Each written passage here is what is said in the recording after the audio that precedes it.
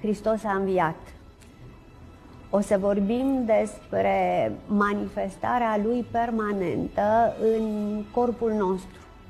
Sigur că se manifestă în orice plantă, în orice vietate, dar se manifestă în organismul nostru și eu am să dau câteva modele la care nu m-am gândit niciodată, dar pe care tot studiind le-am văzut că se repetă. Este ca și cum există un proiect care este bine făcut, a folosit niște cărămizi bune creatorul acelui proiect și repetă cărămizile acolo unde este nevoie. O să vorbesc însă mai concret și în același timp mai metaforic despre Hristos, dându-vă câteva exemple de formă și de simbol al formei și de forța simbolului formei care se regăsesc în structurile noastre. O să vorbesc puțin despre respirație. Respirația este un proces incomplet înțeles chiar și la nivelul anilor 2021. Numai că eu am să vă spun o poveste. Oxigenul din aer este un gaz care preia nemărginirea aerului în care el se manifestă. Și noi inhalăm la fiecare inspirație aer în care există oxigen. Nu este numai oxigen, există și azot. Oxigenul este minoritar și totuși el este cel care face și desface lucrurile în organismul nostru.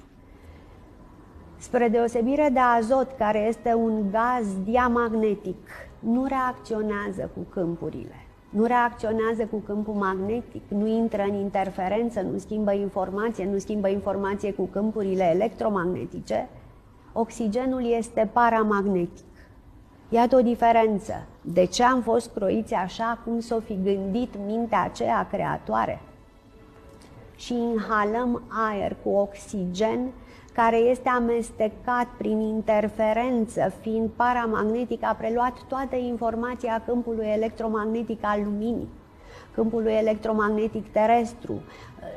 Toată informația electromagnetică este preluată cumva de oxigen pentru că poate să o facă, poate să intre în interferență.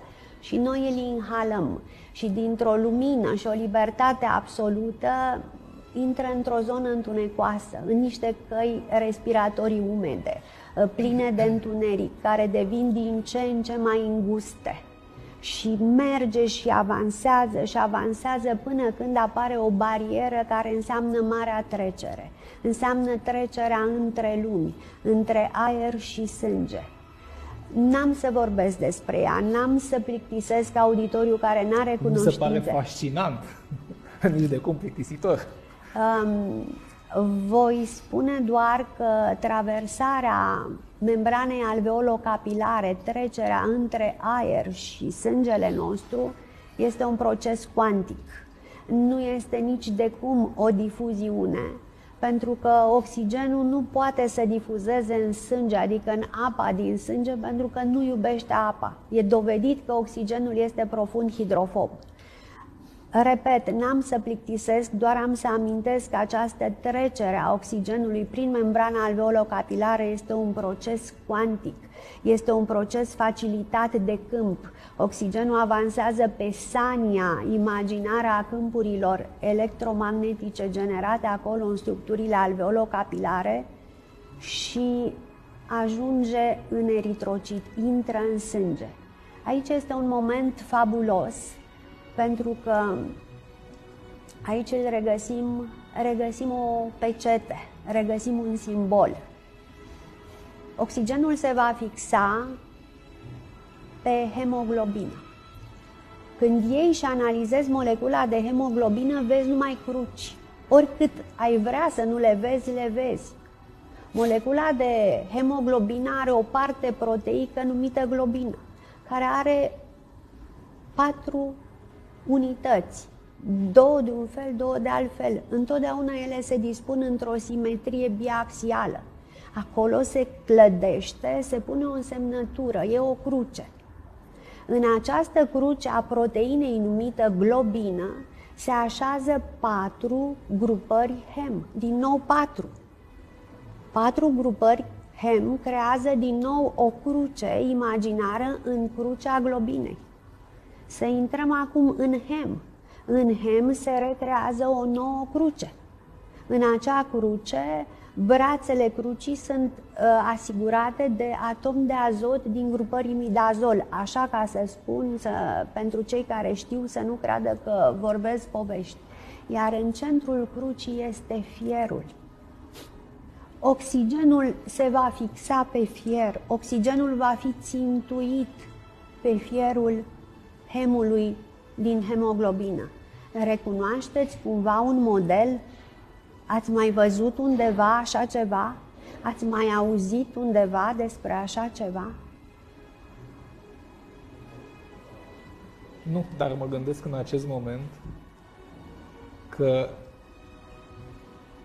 învierea, patimile, răstignirea pe cruce capătă o altă dimensiune în această perspectivă. Pare să că acolo, de fapt, există o știință pe care noi poate de-abia acum începem să o descoperim. Atât de profundă, trecând peste patimile Mântuitorului și peste crucificarea lui care a unit cerul și pământul. Sunt semnificații atât de profunde, atât de numeroase. O să vină cineva rău intenționat și o să spună: ce spui tu aici? Adică Iisus, în cel mai fericit caz, a existat acum 2021 de ani, 2000 de ani și ce înainte nu era hemoglobină? Adică nu respirau și înainte? Dar ce? Eu am să răspund. Dar ce, Iisus nu era și înainte? Nu era înainte, nu era una cu Tatăl. Sunt niște modele.